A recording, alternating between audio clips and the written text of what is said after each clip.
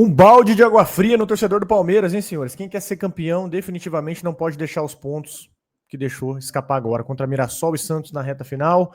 Não terminou o campeonato, mas a decepção aqui, pelo menos hoje, do meu lado aqui, ela é gigantesca, viu, cara? O Brasileirão, pelo menos nesse momento, tá escapando do Palmeiras e o Palmeiras precisa colocar aí os ânimos no lugar, precisa se organizar, precisa voltar a jogar para não degringolar a temporada, né? Precisa se ajeitar. Enfim, partida muito abaixo, todo mundo já esperava, né? Que o Palmeiras fosse abaixo mesmo hoje, com um time muito remendado. Inclusive, a gente até acabou acertando a escalação, né? Acabou colocando ali Mikael escalado, Fux, Felipe Anderson jogando, Maurício Veiga. Não era um time ruim, de fato não era um time ruim. E você teve um Palmeiras ali até alternando momentos com o Santos, uma hora dominava, outra hora ia para cima, uma hora era dominado, outra hora ia para cima.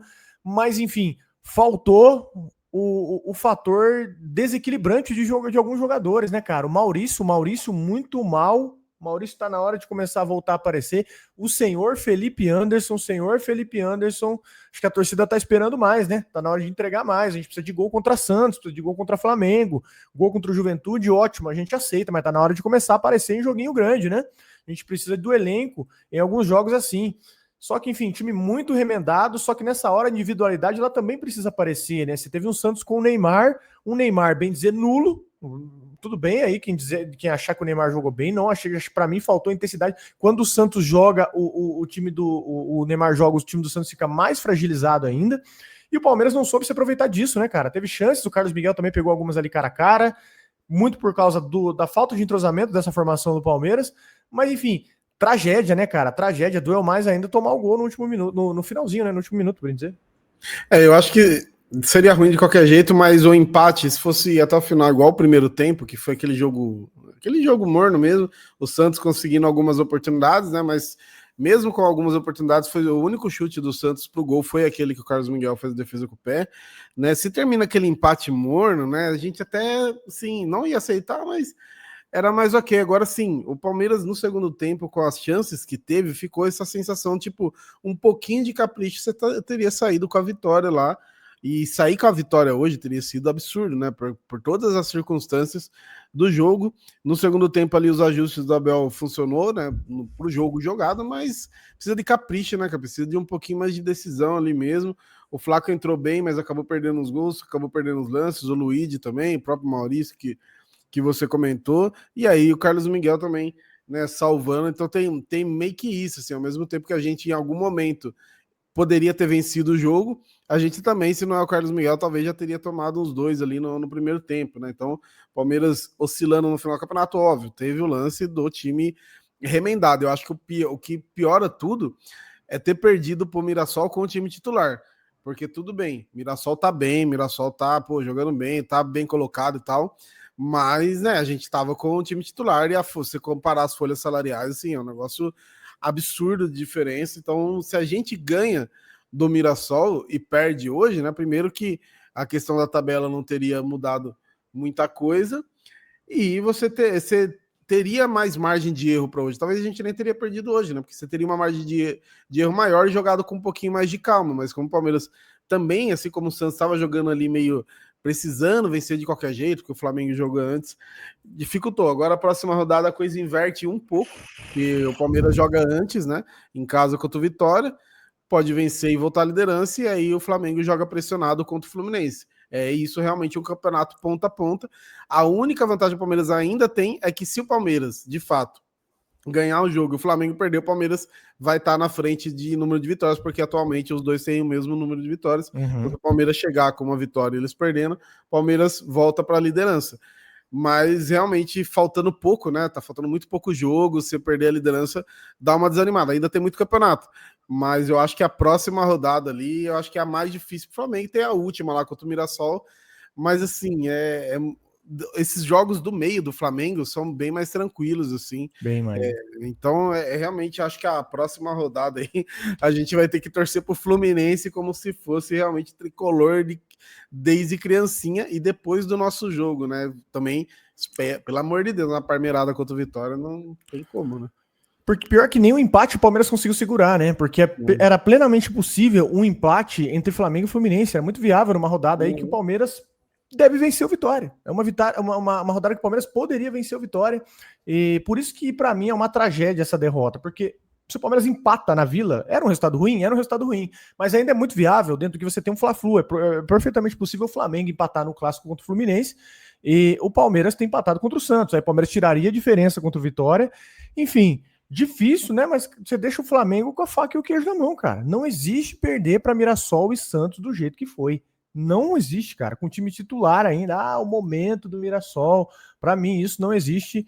E o Palmeiras, ele não tem como reclamar do que rolou na Vila hoje, né? Porque o Palmeiras elogiou, o Palmeiras aceitou o calendário do futebol brasileiro 2025, né? Ele teve, inclusive, a oportunidade de jogar naquela semana da Copa do Brasil, em que ele teve 2 semanas de vaga depois da eliminação, né? 2 semanas vagas, né? Perdão, depois da eliminação.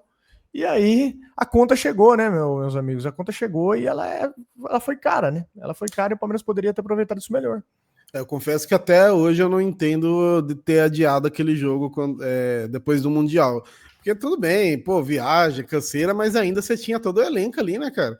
Né, você não, eu imagino que os clubes devam ter a relação ali de datas FIFA até o final do ano. Então você poderia meio que pelo menos ter calculado isso daí. Então, realmente, hoje, de fato, a questão do calendário, a questão disso daí, a gente, né, falou muito sobre isso, mas não tem que reclamar mesmo, porque o Palmeiras teve a oportunidade. É que tiveram outras datas FIFA aí que o Palmeiras jogou, mas conseguiu vencer, né? Foram jogos mais fáceis, mas esse jogo de hoje, né, com o time titular já teria sido difícil pela questão da pressão, né? Mas você teria, como que faltou hoje, né? A opção de banco, de entrar alguém ali para mudar. Tá vendo a coletiva do Abel, ele fala que inclusive o Aníbal estava muito cansado, né? Não conseguia jogar e não tinha ninguém no banco para colocar ele. Então hoje o Palmeiras pagou um pouquinho pelo próprio erro, né? E tem a questão da arbitragem, né? Não queria falar sobre isso, a gente tá falando do jogo. Vocês não vêm aqui falando, né? Não pode falar da arbitragem. Não, a gente vai falar, só que a gente falou do jogo antes, porque de fato Palmeiras vacilou, né? Mas tem o lance aí do pênalti do Maurício, que, meu Deus do céu, é pênalti padrão. Quando foi pênalti no Arrascaeta, inclusive, eu falei, pô, pênalti, é tranco nas costas. Se joga, o jogador, quando ele sente o tranco, ele se joga mesmo, isso é normal. Mas o defensor assume o risco, né? E o defensor do Santos sequer disputa a bola, né? Ele nem... Quando eu vi o lance, eu pensei que ele tinha tirado a bola do Maurício e o Maurício tinha conseguido finalizar. Depois, vendo no replay, de fato, o Maurício só não finaliza porque ele tem o tranco. E aí é um pênalti claro, foi antes, né? Bem antes ali do gol do Santos. Não vou garantir que a gente venceria, não vou garantir nem que a gente teria feito o gol, mas é um pênalti não marcado, mais um. E mais um com esse tal desse tranco na costa, que pro Flamengo, qualquer tranquinho na costa é pênalti, pro Palmeiras, sei lá, deve ser o 3º ou 4º pênalti no campeonato que não é marcado igualzinho, né?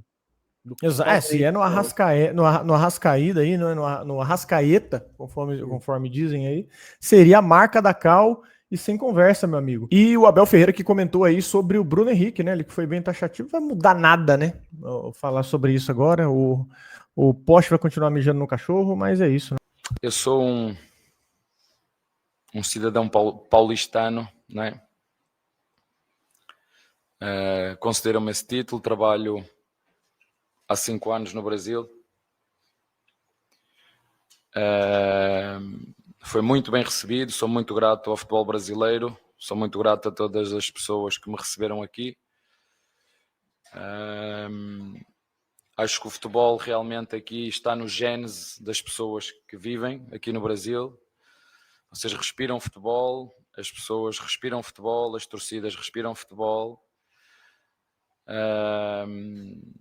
E portanto eu acho, na minha opinião, que o futebol devia ser o embaixador daquilo que é o exemplo para a nossa sociedade. Já falei nisso várias vezes. Eu não sou ninguém para julgar o que se passou, essa não é a minha função.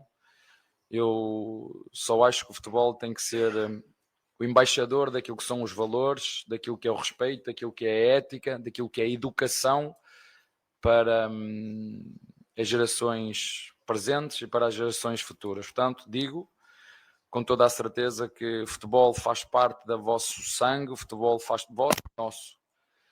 E do que depender de mim, farei tudo o que eu conseguir para tornar o futebol melhor. Sim, somos rivais, não somos inimigos. O futebol precisa de união, e acho que é isso que faz realmente a magia do futebol, unir diferentes classes sociais e não o individualismo. Mas, como te disse, o futebol devia e deverá ser o embaixador daquilo que é a ética, aquilo que é o respeito, aquilo que é a competitividade, que é a rivalidade entre todos os clubes. É isso que eu penso. Em relação àquilo que tu me perguntaste, eu acho que todos vocês falaram e portanto não tenho muito mais nada a dizer a não ser isto. Eu vejo e olho para o futebol como o embaixador daquilo que devem ser os princípios, valores, ética, respeito, e é para isso que eu ando no futebol. Sim, sou muito competitivo, sim, tenho melhorado muito naquilo que tem a ver com os meus comportamentos durante os 90 minutos, mas não tenho nada, tenho muito pouco a dizer em relação a isso. Como te disse, foi muito bem recebido aqui no Brasil e sou muito grato ao futebol brasileiro. O resto eu acho que vocês conhecem como isto funciona melhor que eu. Está bem?